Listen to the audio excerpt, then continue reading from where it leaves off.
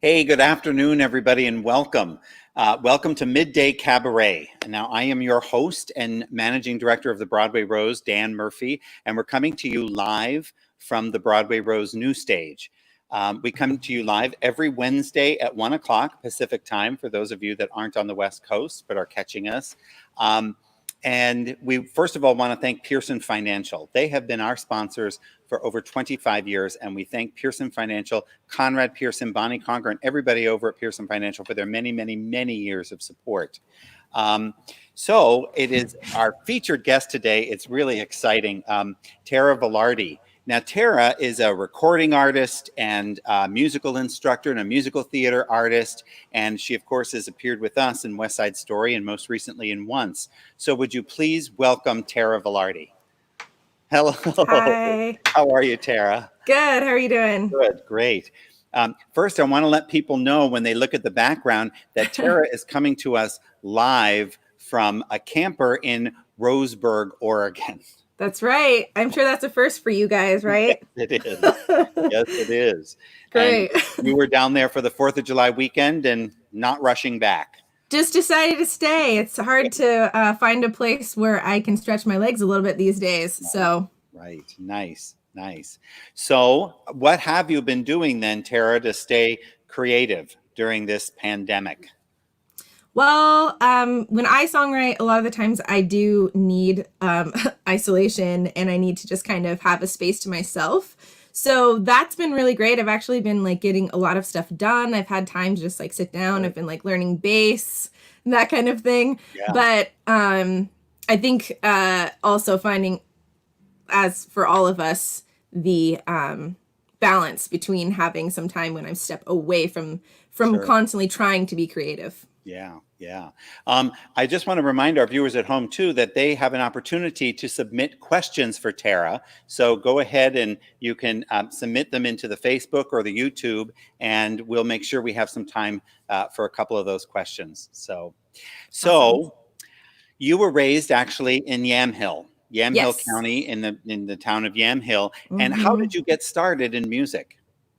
Well, I have a lot of siblings. I have 5 siblings, and we all just kind of grew up singing together. And it felt very, very natural to me to just continue that into choir and musical theater. I started doing musical theater, community theater in McMinnville, Oregon. And from there, I just, when I went to school, it seemed like a really logical next step. So I studied music and have just kind of continued opening up more and more fields. Yeah, yeah. What was your degree in Music education. Music education. So you're also a teacher. Yeah. Yeah, with a choral emphasis. Oh, wow. Wow. Your whole family, do they all still perform? I mean, you perform all the time. Yes, I perform incessantly. My older sister has a master's in opera. And then my other siblings have also done performance and theater, not professionally, but. When you get together for the holidays, is it kind of ridiculous? Everybody pulls out the banjo and the spoons and stuff. Yeah. Definitely. We have like the giant Christmas songbook that is just like missing pages, and everyone pulls out their instruments and plays. How great. How great. Well, then you started musical theater was it in high school? Or then, of course, the Gallery Theater was local. Yeah. Gallery Theater in McMinnville. My first show was a Tom Sawyer musical, and I did Fiddler on the Roof. And that was my first introduction to the big casts, really, which is something that I love, and the community and just the schedule of just being in there and working with this team of people every day. So I fell in love with it at Gallery Theater. Oh, good. Well, and then, of course, we were lucky to have you come in for us in our 2016, our 25th anniversary production of West Side Story. There you are in the red sweater there and fiercely dancing. How much of, well, it was a fierce dance show. And it was. But would you call yourself a dancer, or did it kill you? You know, that dance is my other passion, and it was always a little bit, on the sidelines because of my music, but it's something that I love so much. So that was actually one of the biggest dance heavy performances that I've had, and I totally loved it. Yeah, yeah, yeah. That was great. That was Mm, great. So then, of course, a couple of years later, fast forward, and you were in yep. our production of Once, playing the Yeah. girlfriend. I always wanted Mhm. the ex-girlfriend. The Sorry, ex-girlfriend. ex-girlfriend. Even though I've said I keep thinking of crazy ex-girlfriend, but you were pretty normal. Yes, exactly. Completely So, different storyline, I think. yeah. So what was that experience? So here you are now. You have characters because when you weren't the Mhm. girlfriend, it was an ensemble production with everybody. You're Mhm. playing a number of instruments. You're singing. You're acting, and you have the audience around it. How was that to multitask like that? Yeah, I mean, parts of it I was pretty used to, like singing and playing an instrument at the same time and being on stage for long periods of time. But other parts, I kind of thought of that whole production as sort of a master class in acting because we were all there for every rehearsal the whole time, and we Right. were all on stage throughout every show. So I got to see everyone else go through their character building and try different things out every night, and it was really interesting and informative for me to watch. Yeah. Yeah. So when the show, of course, there was a pre-show of a half hour of jamming and music, and Yeah, that would have been right up your alley, yeah, to be able to do that. definitely. I mean, Yeah. I was doing an Irish dialect, which is historically my worst dialect, but I think I nailed it. So, but yeah, we would give people tambourines and get them whatever they could play was fine. Just get them involved. It was really fun. Yeah, it was. It was great. Um, so, how about setting up a first song? This is a cabaret show, and so what we would love to do is hear you sing and play. So, why don't Yeah. you set up the song for us? So I decided to play this one first because this was actually one of my audition songs for Once. I auditioned and called back, I think, a total of like 4 or 5 times. So I wanted to choose a song that would be a comparable kind of contemporary style, but that also I could play guitar to. Since that was going to be such a big part of the show. So this is Mama Who Bore Me from Spring Awakening.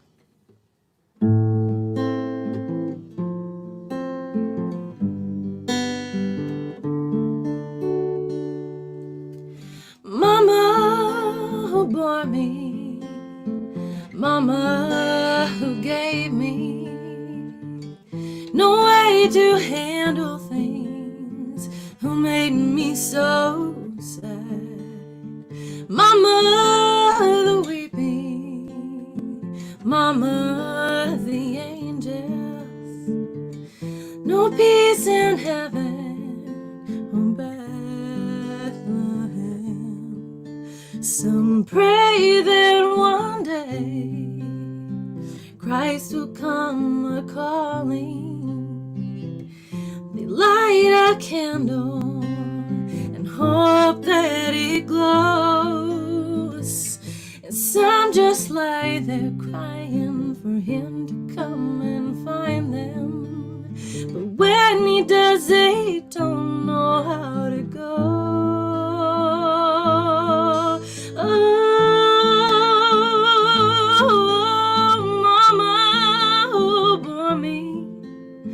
Mama who gave me no way to handle things, who made me so bad. Mama the weeping, Mama the angels, no sleep in heaven, oh Bethlehem.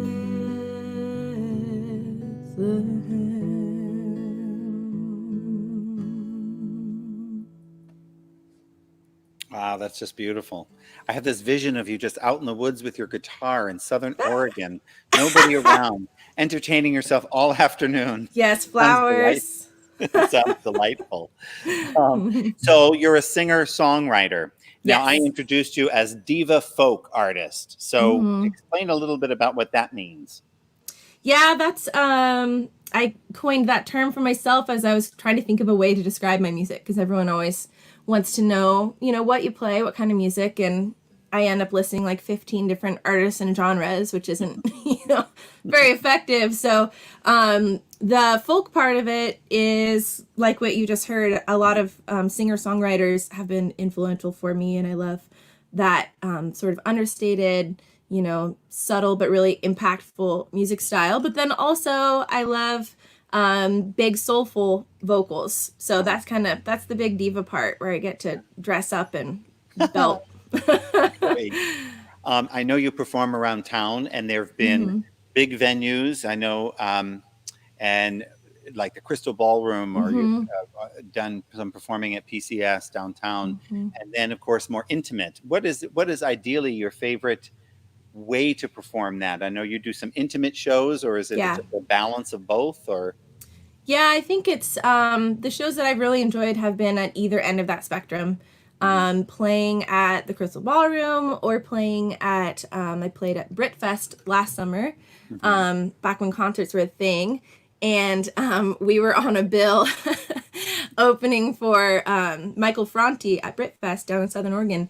And I was on the big stage and singing for thousands and thousands of people, and it was really a moment for me when I was like, I'm not nervous, I'm not like worried, I'm just like singing and having a great Mhm, time.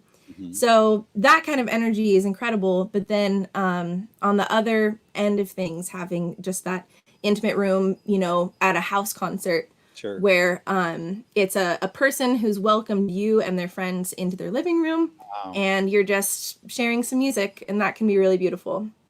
And so you're a solo artist, but then you also talk about a band. And is Yes. it a consistent group of people that you travel with, or do you pick people up along the way, or how does that work for you in your touring?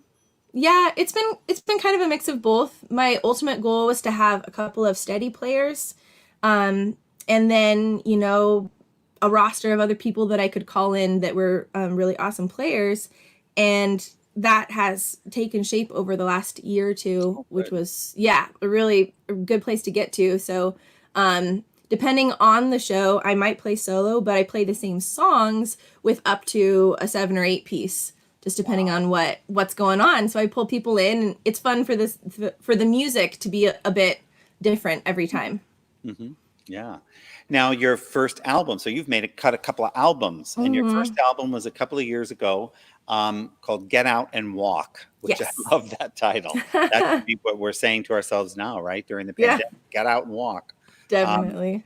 and then your second album was done last May, Hmm. and so that's entitled Rise. So where is that coming from? What is the impetus for the Rise? Yeah, Rise, it was just one word actually from one of the songs. I was thinking of ways, thinking of themes that I wanted for the title. And there's a song on the album that is called The Mountain. And it's small stones make a mountain. And it's about all of your efforts seeming, insignificant, but together coming, um, creating something substantial and big, and getting to the top of that and being able to look back. So it's a song about climbing that and knowing that there will be fruits to your efforts, and keeping an eye on the future, but also on where you've come from. Yeah.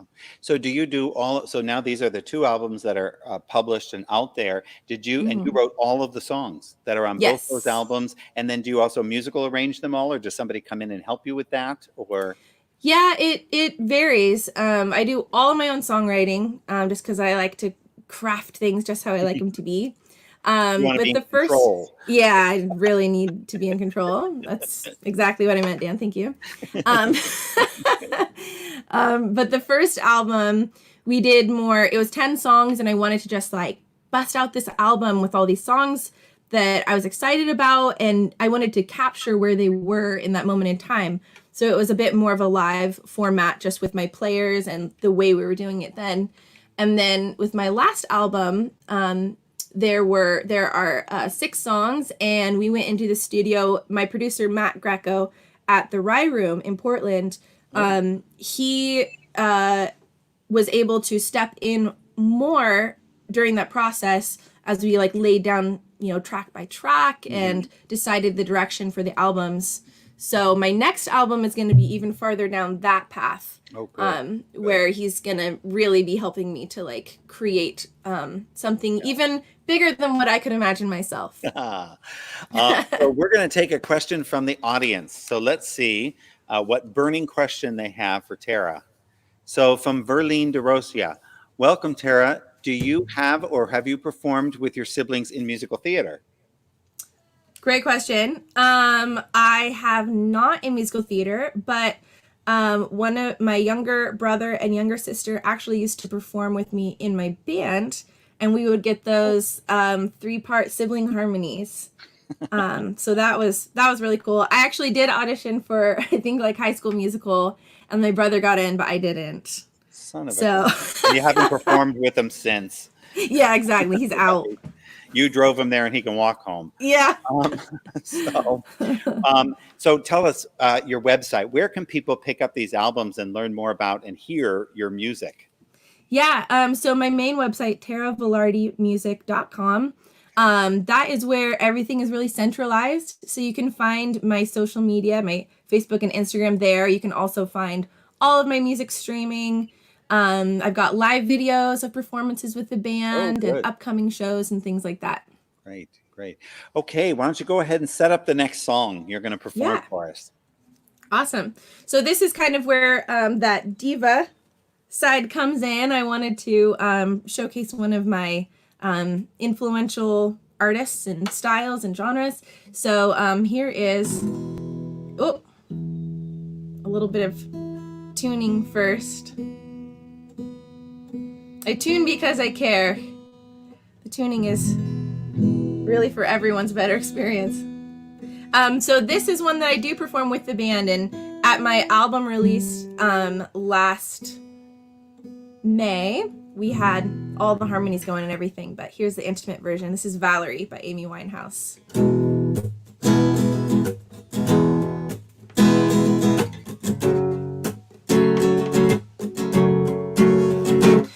Sometimes I go out by myself and I look across the water, and I think of all the things and what you're doing. In my head I paint a picture,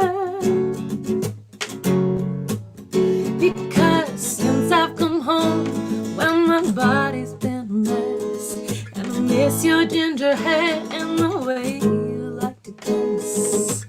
Won't you come on over, stop making a fool out of me. Why don't you come on over, Valerie? Valerie,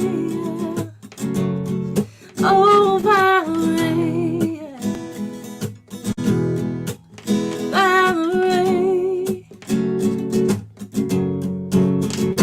Did you have to put your house on up for sale? Did you get a good lawyer?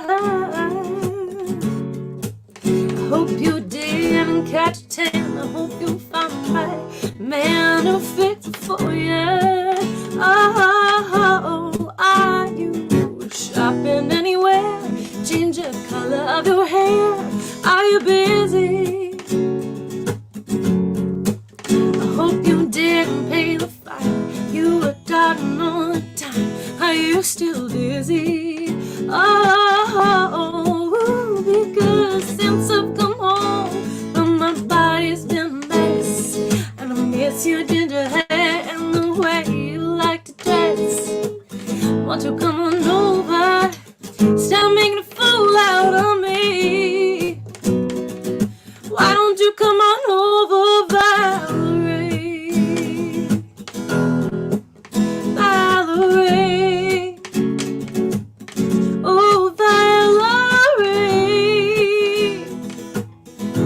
oh Valerie. Oh well, sometimes I go out by myself and I look across the water, and I think of all the things of what you're doing. In my head I paint a picture.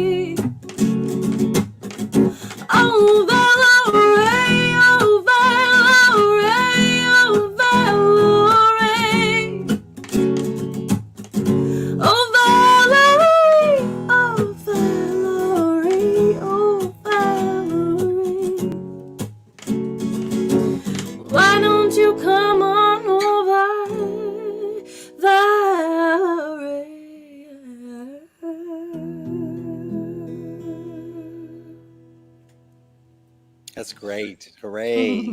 Yay. So fun. How many instruments do you play? Because I know you said guitar and piano, but you play more? Mostly guitar and piano. Piano I started when I was young. I started with piano lessons and classical piano. Guitar I picked up so that I could accompany myself, really, obviously. But with my music ed degree, I also learned quite a variety of basics on instruments. So I've actually like taught fifth grade band, and Wow. because that's what you do when you're a music teacher, you teach everything. So do you still do that? Go into classrooms as steady employment, or do you have just students along the way? I haven't taught in a school in a couple of years. I was teaching an elementary music program and band program and a middle school choir program. Wow. But more recently, I just do private lessons because it actually allows me to be more flexible with where I Sure, am, sure. Yeah, right. like being Like being in being in a Roseburg and camper. Yeah, Camper. exactly. And I've actually been teaching lessons from here all week. So Oh, wow. it means that I can perform on the weekends and just teach a few days. Have you been teaching virtually, or do you have Yes. students down there all virtually? I've been Yeah, doing that for the last several months. So I was like, well, I guess I don't need to be in one place. yeah, yeah. Okay, let's take a couple more questions. So let's see what burning minds. Tyrene Bata, considering your background as a folk singer-songwriter and musical theater actress, what do you believe makes good storytelling? Love that question. I know some of my like insecurities in theater have been just acting in general because I've had less time studying with that. But I came to the realization that so much of performing music is acting, and not in any sort of false sense. But when I sing, I try to relive the words every time. So that it doesn't just become, automatic. It becomes, I try and think of what I was feeling when I wrote those words. And the more you do that, I found the more I want to do that because people connect with the feeling that they're getting from you. And it feels really powerful to be able to take people along on that. Yeah. Wow, good question and great answer. How about another one? Let's see. Ron Dom, if you could perform as a rock legend in musical theater, who would it be?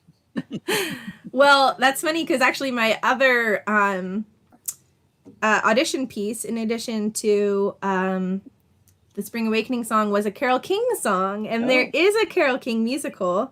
right, of Um, course. and so I was watching through that show, and that would just be absolutely amazing to get to sing with her vocal style and her piano style and songwriting. I mean, so many elements of what she does are really amazing. So I love that Yeah. that there's an opportunity there to get to perform that. Yeah, yeah. I too saw that show, and I didn't realize not only the extent of what she wrote, but that I think practically every song in the show. I know. It's because they just are so hooky, Right. like they're just in your head and you don't even Yeah. know it. Yeah, yeah, yeah.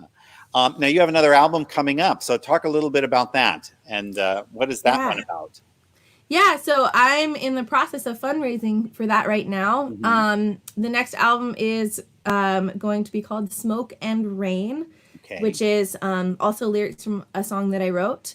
And during this the current times that we're in right now, I felt like the best way really to bring this album to life would be sort of just a long-term fundraiser where I'm offering concerts and I'm offering pre-orders, and it's less of a timeline and more of like a community coming together Hmm. to do that. And so the album will be back in the studio at the Rye Room.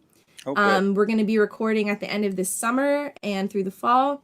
And it's going to be a full-length album, studio produced, and we're going to get really creative with I'm going to let go of some of that control and just kind of see, now that I trust my producer too, to do Sure. something beautiful with these songs. We're going to just really build them out to be as big and awesome as they can be. Wow. And so people again can go to your website to find out more Mm-hmm. about how they can help you achieve that. And then there are Yes. all sorts of perks to people that help contribute to it. Yeah, there are all kinds of things. So it's more, it's less like donation based and more like purchase based. So if you want to Sure. get, a pre-order of the album or a t-shirt or something like that, Sure. it'll help to bring the album to life. Yeah, yeah. I know when Morgan Hollingsworth was here to play Guy, and Yes. once he was cutting an album or some tracks to his album, He and you were very helpful to him while he was here. Yes, he cut that album at the Rye Room with Matt Greco Good. because he had asked me for a recommendation. And so that's where I sent him, and I actually went in and put some vocals down Yes. on Yeah. some of the tracks. Very cool. Love how that works. Yeah. Okay, how about another song? Set it up Yeah. for us. So this is the title track from the album. This one is called Smoke and Rain. And I started writing the song as actually just those words and a little bit of a melody. I was sitting out on my balcony and it was, rainy and smoky. And that just kind of sat for a while. And then over the last couple of months, sort of the meaning of those words started to take form for me, being things that you can feel around you, but that do pass away. And I felt like it was a really good parallel to our current times and the way that things are right now. So this is a bit of a comfort song. And yeah, it's a new one. If you're waiting and you're wondering if things will stay this way, you can count on the winds of change to clear the air now, like smoke and rain, like smoke and rain, smoke and rain, smoke and rain.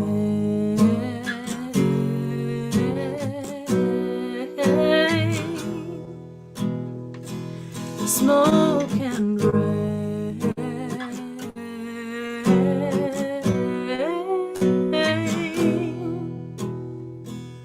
smoke and rain. Make no mistake now, it's hard to get out of the way of smoke and rain. But you can wash out any stain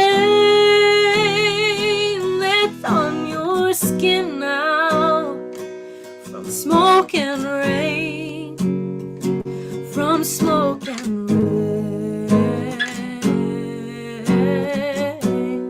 Oh, smoke and rain.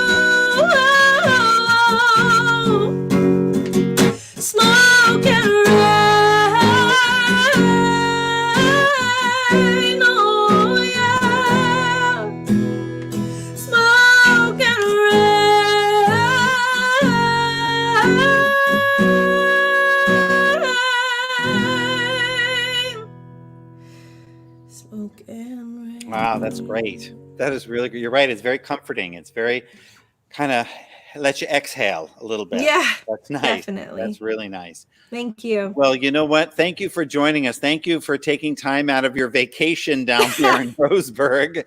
Thanks so much for having me. I've been looking forward to this and seeing you guys again. It's nice. It's really nice to see you. So thank Yeah. you. Best of luck with that new album. Everybody knows where they can go and get more of Tara Velarde, which is lovely. And we look forward to seeing you again. Great. Thanks so much, you guys. Be well. See you soon. Well, that's our show for today, folks. Thank you for tuning in. We'll be back next Wednesday at 1 o'clock with Andrew Maldarelli. And you may recognize Andrew from, he did Pump Boys and Dinettes with us, Mamma Mia, and of course, most recently, Once. So we look forward to seeing you next week. And until then, be well, and hopefully we'll see you in the lobby real soon.